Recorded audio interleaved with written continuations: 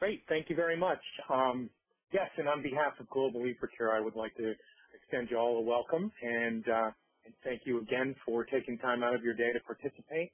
As we said, the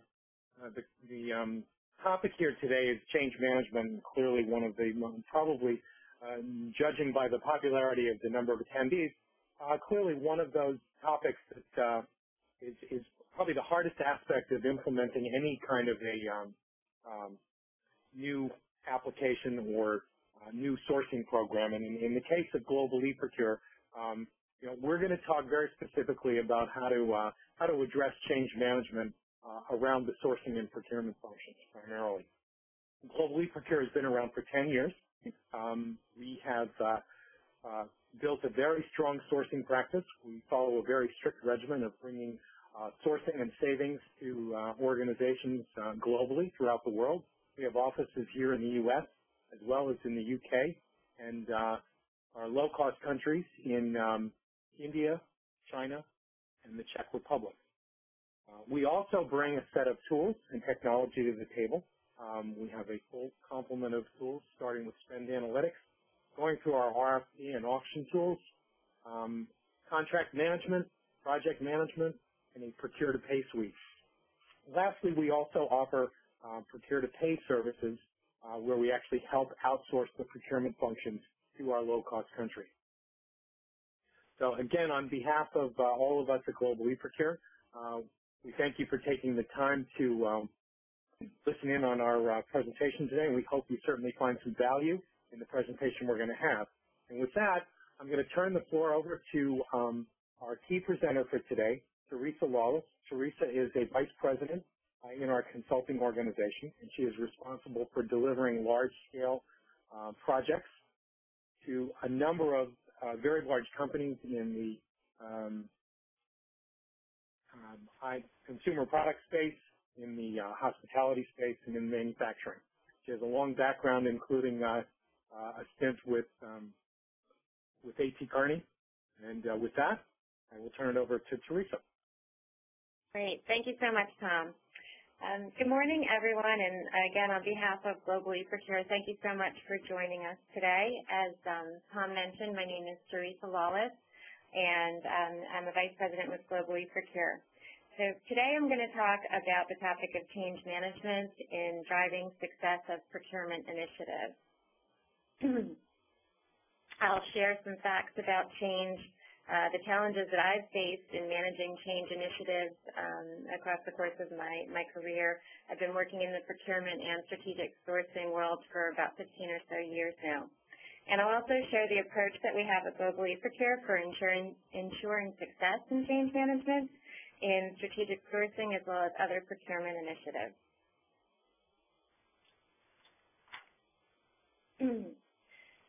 So while procurement leaders typically can drive very considerable savings to the bottom line through sourcing or other programs, resistance is extremely common, as I'm sure many of you are aware, and change is not always effectively managed. When I was online researching the topic, as I prepared for the presentation, I found a myriad of facts that support that case. And as you can see on the slide on the screen right now, there are a number of those, three of those facts here on paper. I think the first one really sums it up, though, so I'll read that one out. 60% of sourcing agreements signed to date will not be considered successful by executive management because they have not been developed and managed effectively, thereby failing to deliver the anticipated business value. Now, that's a pretty astonishing percentage, and as you can see on the bottom from Harvard Business Review, they also say that 70% of change initiatives fail. So some of those rates are pretty astounding, especially when we see success of a lot of projects that we initiate early on. I've found more and more examples today of clients who successfully start a sourcing program, achieve great results from the process, significant savings, other improvement areas, but they haven't really effectively managed the change, and down the road they see the savings and other results begin to diminish as a result. So we'll get into successfully managing change over the next few slides. So I do view change management as a true key driver of success, savings achievement, and sustainability of any initiative, particularly in the procurement space. Stakeholders really must embrace the change in order to buy in and participate in its success. So again, when I was online looking into the topic, I had Googled change management, and I found the following definition. Change management is a structured approach to transitioning individuals, teams, and organizations from a current state to a desired future state. Now, clearly by definition that sounds very simplistic, and as a consultant, it seems very natural. It seems kind of implied to what we do. We help clients all the time in moving from one program to another, one state to another. But I think oftentimes what's overlooked is the human element, and there's very strong resistance to change, and especially when individuals start to fear the uncertainty, it's extremely difficult to carry out the change management elements. I've also found that it's talked about a lot at a very high level in the beginning of a project, but not planned for or viewed as the true driver of implementation success that it is. And I think that's one of the biggest stumbling blocks that I've seen, at least in my client experiences. Now, clearly resistance to change is nothing new, as you can see from Machiavelli's quote here, nothing more difficult to carry out than a change in the order of things. So I think from my experience as well, this quote is still pretty accurate today, which is amazing. Okay, so moving on. In today's environment, companies look pretty frequently to their CPO or their CFO to drive savings to the bottom line. And what I've seen is an increasing common story in procurement that the procurement organization will set out on a sourcing program, shuffle resources around, execute a 3, 4, 5-step strategic sourcing process, and identify savings, true tangible savings from their external purchasing base. Now, if the sourcing process is done right, it's widely successful. There's excellent results from competitive bidding, from improved buying, from other efficiencies of the sourcing process. But weeks to months after the sourcing process, what I've seen and what I've found has been more increasingly common is that once the sourcing process is complete and as the implementation of new vendors is underway, things begin to unravel. The reality sets in, the uncertainty sets in, the fear sets in, and that's the time when people have the most difficulty with the change. So often we'll see that project sponsors that are instituted in the beginning of a program have moved on to new programs, and there's no one left to manage some of the implementation issues. We see stakeholders that were never really bought into the change plan fully. They may have participated up front but didn't truly buy in, and thereby don't comply with some of the results of the initiative and some of the true changes that need to happen. And we find that new positions aren't adequately filled or savings aren't being effectively managed as they had been planned for. Now, despite that, in my experience, I do see that there are challenges out there today, but procurement leaders can help to drive the path to change mindsets within their companies and drive successful implementation. So that's what we're going to talk about in the rest of the presentation, is really how do we drive that success? How do we ensure that a project is successful from the onset, from day one, through the sourcing program, and through the implementation phase of a program? So there are a few key areas that I'd like to talk about. The first is instituting a well-developed change framework. Now, as I said many times, this is incorporated in the sourcing process but neglected in later stages. So I'm going to share Global eProcure's framework and how we work with our clients to apply it at all phases of a strategic sourcing program. And the nice thing about the framework is that it is applicable to other procurement initiatives as well, but for the purposes of today, I'll use strategic sourcing examples. And then we'll get into a little bit about leadership's role. I think truly leaders are the key players in the change. And I'll give some examples of just how critical that role is in providing direction and support and really empowering their employees to get the buy-in that's required for success. Okay. Moving on to the next slide. So here you can see on page 7, the framework that we've developed is illustrated. We've developed a framework that recognizes the different stages that we see in change. So there's first defining the need and the vision for change, then preparing for that change, initiating the change, and maintaining the change. So at a high level, I'll just explain the different stages to you. So first, with defining the need and the vision, it's really the leader's responsibility to create the change vision and goals for the program and align that with the company's strategies and goals. So your goal may be to achieve $10 million in savings and improve your sourcing processes and organizations so that you're moving towards best practice. Now, leaders have to share the overall goal with their staff and with their counterparts as well to make sure that everyone is aligned and moving in lockstep.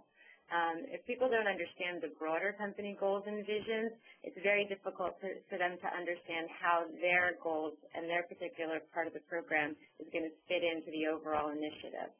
And it's also important that they understand that leaders are aligned, that they share this vision across the company, and that they're part of a bigger plan or goal for the company. And then after defining the vision, it's preparing for the change. At this stage, we create change management structures and processes, but the most important part of this stage, I think, is really identifying who the stakeholders are for the particular program, who are the direct stakeholders, who are more indirect, and we'll assess their change readiness. We'll understand them, get to know them, figure out what's their level of influence in the change, what's their role going to be. Are they more likely to accept or resist? What do we think some of the risk factors in? And really get to know the people, work with them closely from the very beginning so that we can start the buy-in process early on. At this stage, we'll also be defining any new processes, new roles that are going to be required in the change state that need to get approved early on so that they can be successful down the road. And we'll develop the communications that's going to need to be used across the entire organization. I think a good change plan is hinged on a solid and effective communications plan that has messages that are tailored to all of the different stakeholder groups. Some of the earlier messages will be informing them of the initiative, making sure that people understand the purpose of the initiative and the alignment with the company goals. And then latter messages can elaborate a bit more, start to uncover some of the benefits and the results of the program and share some of the successes across the organization. As we then initiate change, once we're up and running and working closely with stakeholders, we can continue to alleviate some of the concerns. We'll continue to communicate the benefits. We'll begin to implement some of the new changes. We'll initiate training for any new roles and processes. We'll continue our knowledge transfer. We'll identify areas of potential risk, any stumbling blocks that we see, and we'll start to manage the issues and the risks.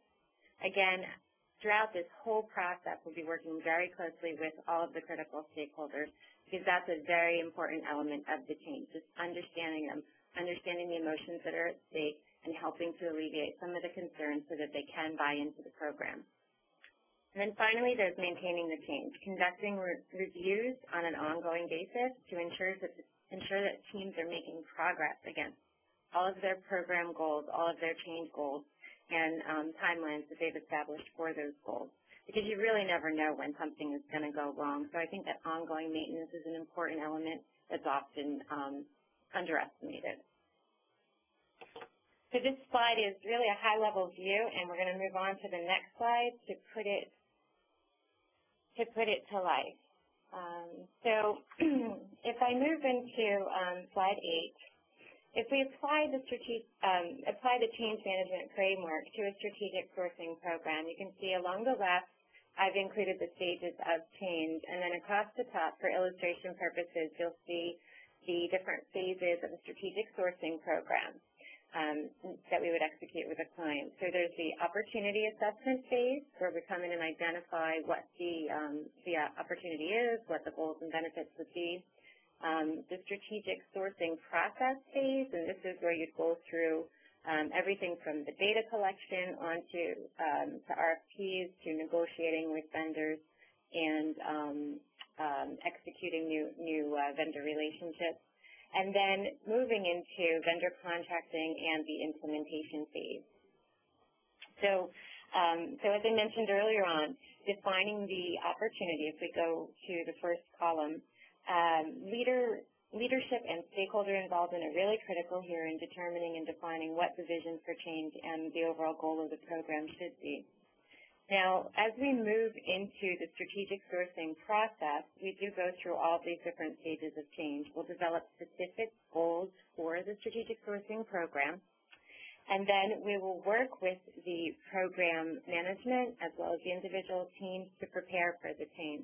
We'll define the processes that they're going to use through the strategic sourcing program and the processes that they'll use after the strategic sourcing program is done, when new things such as category management and compliance management is going to be critical to driving the process success.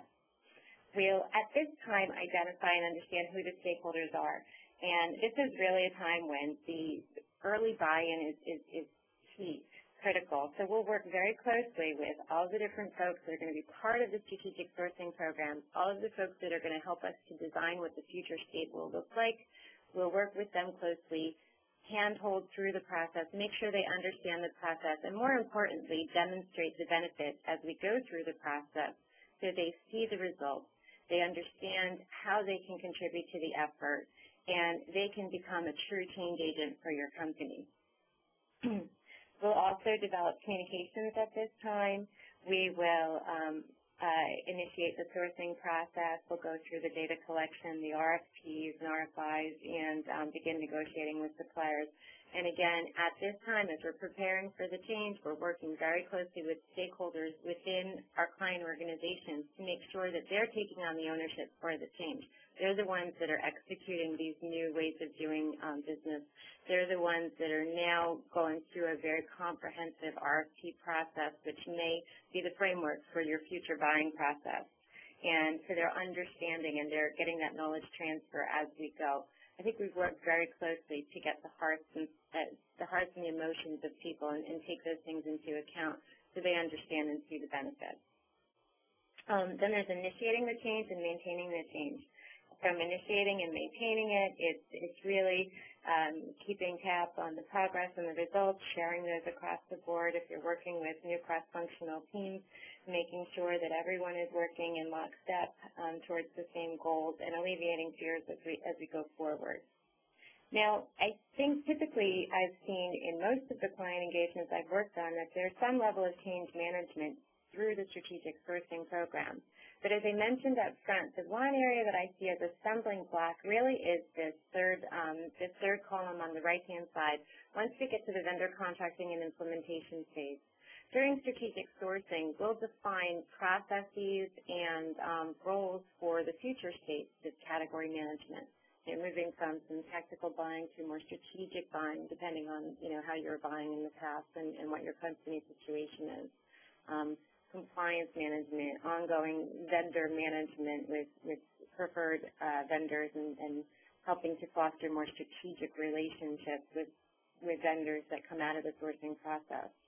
But oftentimes what I find is that at this stage, a lot of folks go back into their day job, if you will, and they move on and they aren't really working on the change and the change management drivers. They're going to help sustain some of these results.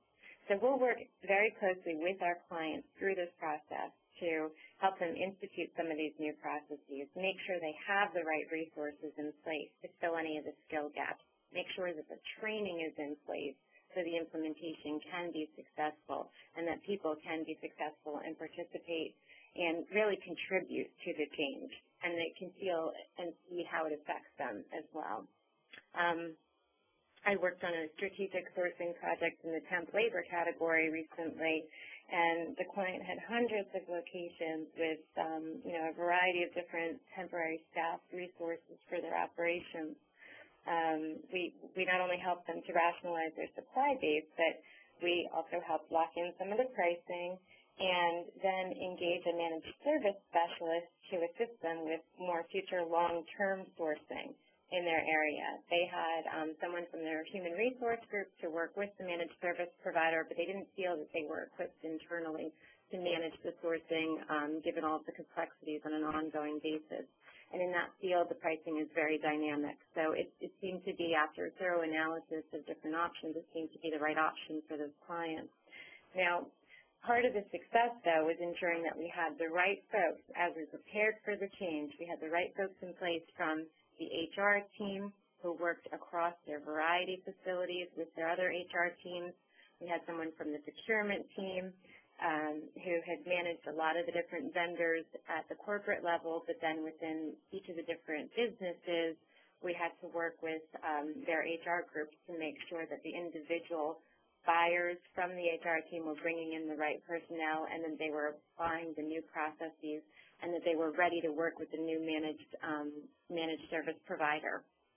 So in this particular example, if we didn't bring the right folks up front, and if we didn't have the right level of buy-in early on in the sourcing process, the implementation would have been very difficult.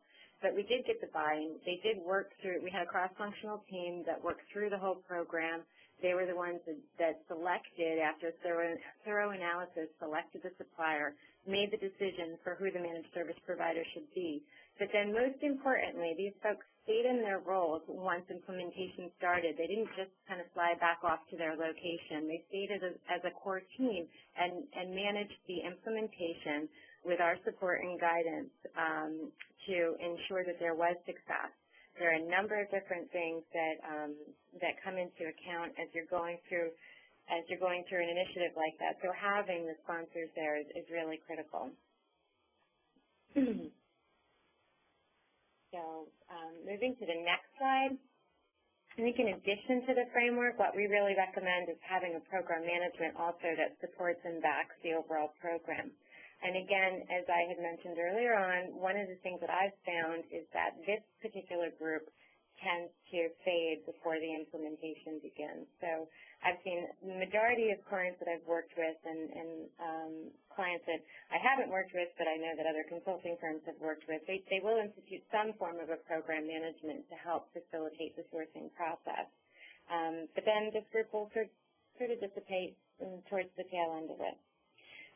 Now, in that temporary labor example, it was really critical to have the project sponsors on as the implementation started, because in this particular instance, there was a new service provider coming in to work with their entire company.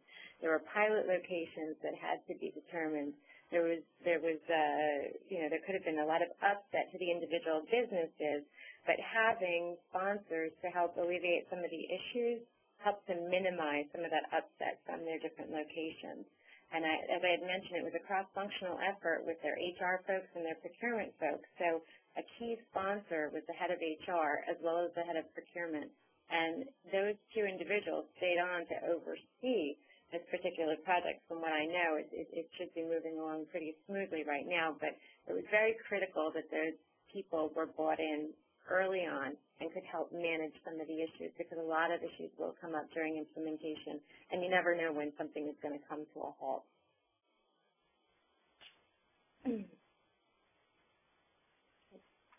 Now, the program management that we recommend also plays a very critical role in improving new processes, technology, and resources.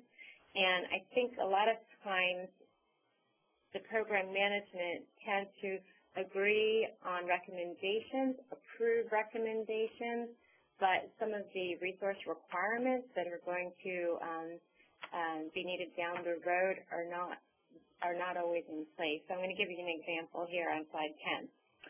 This is an example from a strategic sourcing program in the air travel category and some of the change requirements that we identified. So the goal for this particular client was to initiate a managed travel program and improve their category compliance and vendor management, as well as concurrently drive $4 million in savings through vendor negotiations. So it was a pretty lofty goal. We had a great team that was in place and went in and understood or evaluated the current state of the client to identify the the existing processes, technology, and people. So from a process perspective, at the time that when we came in to start the sourcing, travelers had been free to purchase tickets of their choice of airline.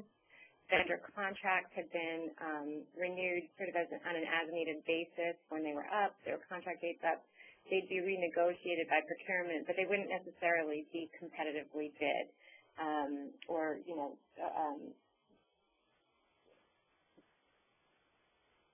they wouldn't necessarily work with their counterparts across the company as well to leverage volume. There was also a lack of visibility into compliance of some of their existing processes. So some people had used the online booking tools. Other people went through their own websites to buy tickets. So there wasn't a whole lot of control or policy that was in place to guide travelers. From a technology standpoint, they did have an online booking system to purchase tickets, but again, there were limited controls. And oftentimes, employees would travel with what was most convenient for them. And that's not surprising that people would if they're traveling for business purposes. And then from a people perspective, they had an administrative resource who responded to travel requests, but that was more reactive and not necessarily proactively managing the category. So we worked with them. We took a holistic approach looking at the policies, the processes, and the vendor relationships for the category. We developed a new policy for purchasing. We developed tracking processes and metrics to ensure adherence to the policy. We went through a thorough sourcing process and developed a preferred carrier mix based on their travel patterns and locations. And we established that preferred airline usage and put that into the policy, so it went hand in hand with the other policy changes. We also developed some new processes to help manage the compliance to the program in the future state.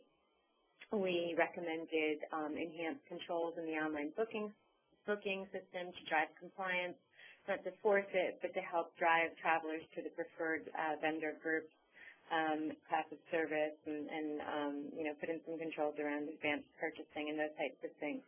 And then we recommended that a director be brought in to manage the new program. So throughout this program, the team on the ground that was working on the travel category had sought the approval of the project management for the recommendations. Yet after the project, we didn't see the same success that we had seen in the temp labor category. After the project, there was an issue in getting the resource that was required to fill the space and manage the category, which had pretty negative effects on the savings capture. So as you can see on the right-hand column here, we had requirements, new prescriptions, new processes, the dollar investment, and specifically a resource investment. But the budget was not there to support the new resource, and it complicated the implementation. The implementation was delayed. Savings were diminished, and I don't know the exact effect that it's had from the numbers perspective yet, but I know that the savings were definitely decreased because of the delay in getting someone to manage this. There were a number of contracts that needed to be put in place with preferred vendors, and without someone managing that to get the pricing into effect, it was just causing a domino effect and furthering the delay. So it's really critical to have that program management in the role early on as well as later on into the implementation. So shifting gears a little bit, I think what I've talked about so far is the framework, and I know most client organizations, most consulting firms I've seen have different frameworks. I think a framework is a good start, but I don't think a framework is at the heart of change management. Really, what I see as a challenge is institutionalizing the framework. And I think one of our core strengths at Global eProcure is we work very closely with stakeholders to ensure that they truly embrace the change.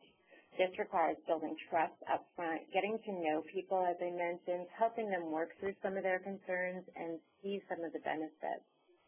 So much more than being about process, there's a lot of emotions at stake. There are people that have been working one way for years and suddenly are going to be asked to do something different. There are people that don't necessarily have any reason to believe that her program is going to be any better than what they've done in the past. And in some cases, they may be right. In other cases, they just need to see the results to truly believe it. So as you can see on the left box on this page, there's a number of factors that are going to affect stakeholders and their level of acceptance or resistance in a sourcing initiative. They're going to be expected to work across different circumstances, different time zones. If it's across geography or global in nature, they'll be expected to work cross-functionally with some other business leaders that they haven't worked with in the past. They may not know their style. They might have to adapt a little bit more, be more flexible. They're going to have to work with potentially new vendors. They may have defined during the sourcing process who those vendors should be. They may have been part of the evaluation process, but unfortunately, as the fear sets in, when the reality of the transition takes place, that's when people tend to have a little bit more of a difficult time with it, especially if they are being asked to switch from one vendor to a new vendor. Stakeholders may have more or less control over their own decision-making, and their role may be significantly different than what it is today. If you're in an organization where the purchasing group is playing more of a true buying role, they're placing the orders, they're calling vendors to get 3 quotes or 3 bids or that type of thing, but they're not seen as true category manager where they're managing compliance, they're managing the vendor relationships and the suppliers. Their role may change after a sourcing program, and they may be asked to be true change agents to showcase some of the results and build credibility across the rest of the organization and get the rest of the organization to buy in. So these things really can affect the stakeholder and their initial reactions to a program. So as I said, we work with people to get into their hearts, to get to know them, to work at the emotional level. I think we do have a very unique approach to change, and it's the human element that I think is often overlooked.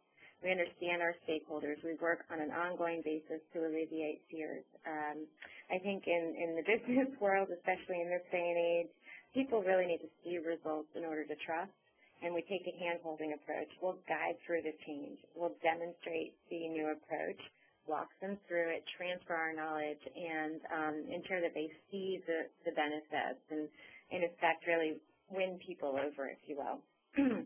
And then, as I mentioned earlier on, communicating frequently, effectively to all groups. I mean, this is really the key to a good communications plan. There's got to be effective communications throughout the program. So the one thing I will note before I move on to the next slide is we don't recommend a hammer approach. And in my experience, I've worked with clients that do use a hammer approach, and it's not very effective. And it is one of the approaches that can lead you to become one of the statistics on one of those early pages. In my experience, people do need to come on board as they're ready. They need the knowledge. They need the incentive. So the hand-holding approach is a lot more effective and much better than forcing them. I think forcing often exacerbates the resistance levels rather than helps to alleviate them. So moving on to a lighter note, I guess this could happen to any one of you. Combustion due to extreme resistance to change.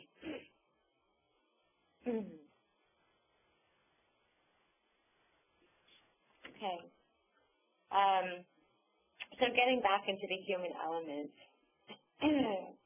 I've seen many clients over my years of consulting in procurement and many other consulting firms as well who just don't get that human element portion of it. That's why I want to elaborate a little bit more. I think it is one of our core strengths at Globally Procure.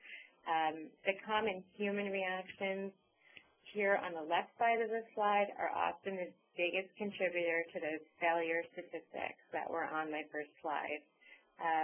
Clients that are successful are really anticipating the human reaction and working with people to get through those reactions and help to shift those mindsets and move them towards positive behavior. So if you could see on the left-hand side here, after this presentation, if you just go on Google, if you type in change management and failure, you'll find in several different areas that several different articles cited that biggest failures are often due to common human reactions.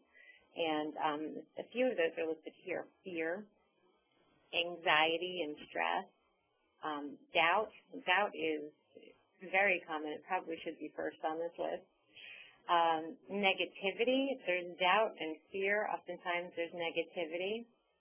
And unfortunately, there's there's a whole network across the organization, and if one person has negativity, again, there's that domino effect.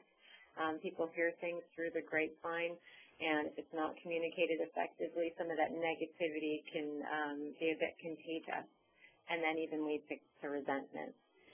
And again, that's all tied back to some of those new roles that folks are going to play. And it's not just with procurement individuals. This is anyone, right? You've got an IT group that has been managing autonomously their supply base for years, and suddenly a procurement group is coming in and asking them to work with them on a strategic sourcing initiative. There may be a lot of resentment there because they're the ones that have managed the relationships for years. But if they understand, if you handhold from the beginning and they understand that their expertise are being sought out because we want to make the right decision holistically for the company, they're much more likely to participate and provide the expertise that's needed to have a cross-functional success and bring the right vendors on board. So we do recommend, in the box in the middle, this hand-holding approach, engaging people, demonstrating the benefits, and communicating often, frequently, at any possible juncture, make sure they understand the benefits. So we have worked with clients again and again, and we do see extremely rewarding and positive results from taking this approach, right? People need to understand their personal role in driving the success. And I think you'll find that if you take this approach, you'll see the common resulting behaviors on the right-hand side of motivation, acceptance, participation, and enthusiasm. Those behaviors will start to become more natural as people buy in. And these attitudes are extremely successful. They have to be adopted, in order to make a project successful. The implementation of a strategic sourcing program will not be successful unless the people are making it successful. And the people have to be bought in order to make it successful, in order to fill the new roles that they need to fill to ensure that they get the savings that they've just spent the last 6 months sourcing. Okay. So moving on, now I wanted to talk a little bit more about leadership's role in this whole program. As I had mentioned up front, leaders, in my view, as consultants, our role is only part of the equation. But really, the people that are driving the change are the procurement leaders. They play the most critical role in driving that change and helping to foster the buy-in within their own organizations, making sure that their people are on board. Now, people will naturally be skeptical. They're going to evaluate how their own leaders are managing the change. They're going to be much more accepting, and they will believe, if they hear consistent messages, they're going to pick holes in any inconsistency. So I recommend leaders really focus on the following. At least in my experience over time, these are some of the key success factors that I've seen to leadership driving the change management and driving successful implementation. So the first point is ensuring that senior leaders across the company are aligned to the procurement change vision. The next point is providing clear direction and sending consistent messages. A third is modeling the new behaviors. Fourth, empowering their direct reports. And finally, supporting any of the newly defined processes. I think some of these I alluded to as we went into the framework earlier on, but I'll give some specific examples on the next couple of pages. So first, when stakeholders are truly seeing the value, when they're directed, supported, and empowered, they do better contribute to the overall success. So look at the first one, aligning with the other leaders in the change vision. Sourcing programs and other procurement initiatives are going to be cross-functional. They're going to span geographies. So without leadership alignment, and by that I mean the CPO, the CFO, the CEO, the CIO, if you're a senior vice president or a vice president within your organization, your counterparts, ensuring that there's leadership alignment. Without that alignment, any critical stakeholder group may not support the change. So specific example, I worked on an IT project, and it required, it was an IT sourcing project. The procurement group was new to managing IT-type purchasing decisions, and so there was a particular project, and IT was just one of a number of different initiatives. Now, it required IT support clearly because the procurement group was getting into an arena that they typically hadn't been responsible for. So we needed the IT group support as well as strategic direction to make sure that all the purchasing decisions were in line with the IT strategy. Now, the CIO didn't share the CPO's vision and goals for one reason or another. I don't know if it was because he hadn't been communicated to effectively, or he was just used to working autonomously, but he did not share the same vision and goals. So the IT group participated with procurement on the initiative, but they didn't really provide the technical expertise that were required for success. There were poor supplier decisions made. And then in the end, the IT group did not comply when it came time to purchasing. They didn't use the new negotiated vendors. So those savings that the group spent 6-7 months negotiating, all of those savings that were identified, they weren't realized. Then moving on, consistent direction. Clear direction and consistent messages are really important. The grapevine does exist. Groups really need to move in lockstep with each other, and they need to be hearing the same thing.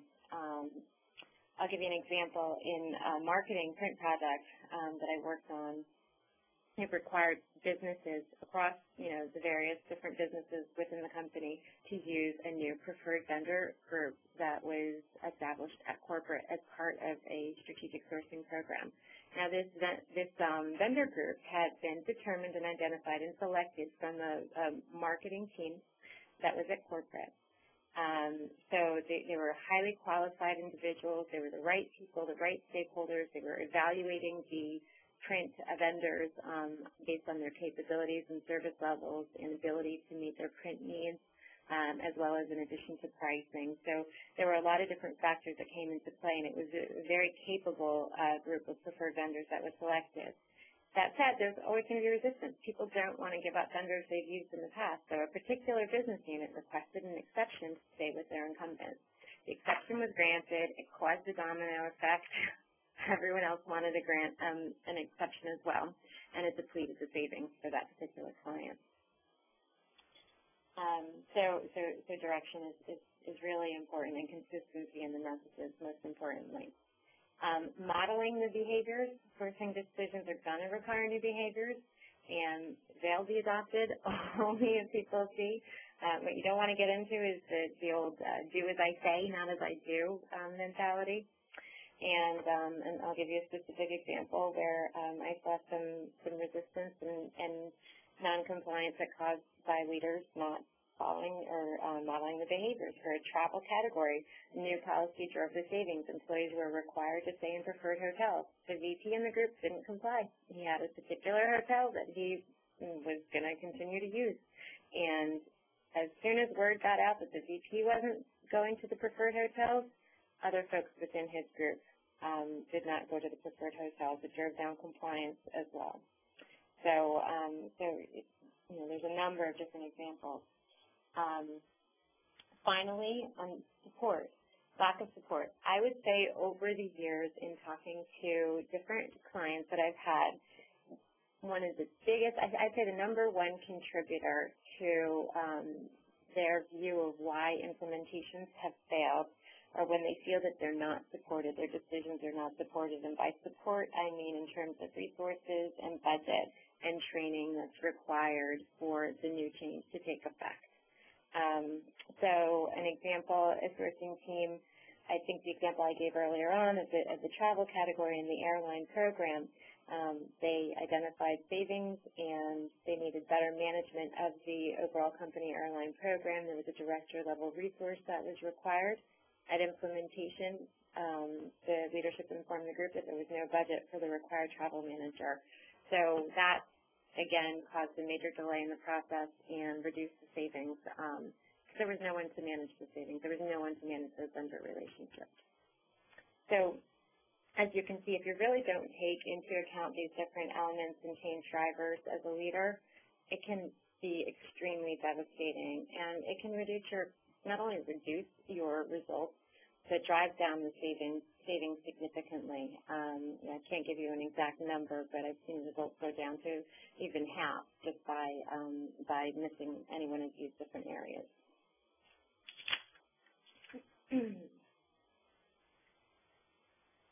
The next slide. So again, on a lighter note, I love this one. While posters provided a low-cost alternative to change management, they inexplicably failed to get buy-in, get over it. That's what my son tells me.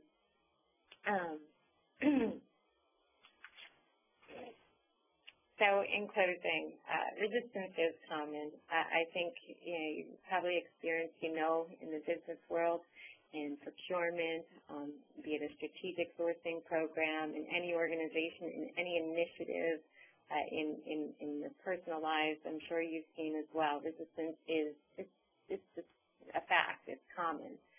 It has to be expected. It has to be prepared for, but it can be overcome. It's not impossible. There's just some things that really need to be taken into account.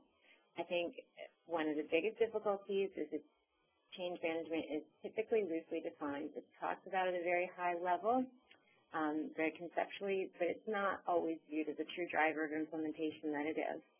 And we have found that when the human element is not taken into account, it can lead to failure. So I would recommend, as you embark on your sourcing program or any other procurement initiative, don't underestimate the importance of the change in driving that success. Plan for it. Put the frameworks together, use the frameworks that are provided here, and think through some of these other concepts and how you can engage your folks and really empower your employees to drive that change and participate in the change and ensure that you achieve 100% of the results that come out of the strategic sourcing program and that you have long-term sustainability. And that's it. So I think we only have about 5 minutes left. I've got this chat board up if anyone has any questions they'd like to ask. At this time, we'd like to take any questions you might have. To ask a question, please type your question to our presenter in the right-hand corner of your screen in the chat panel. Choose Send to Presenter, click Send, and your question will be in queue. We can pause for just a moment.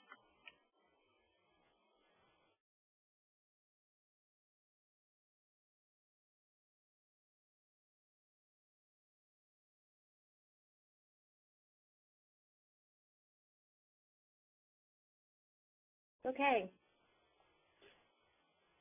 So it doesn't look like we have any questions, so I just want to thank everyone for joining today. I hope you found the session helpful, and you know where to reach us at Globally Procure if you have any questions on the topic. Thank you very much for joining. Thank you again all for joining us. Feel free to visit the Global eProcure website for more additional procurement resources. This concludes our program. You may now disconnect.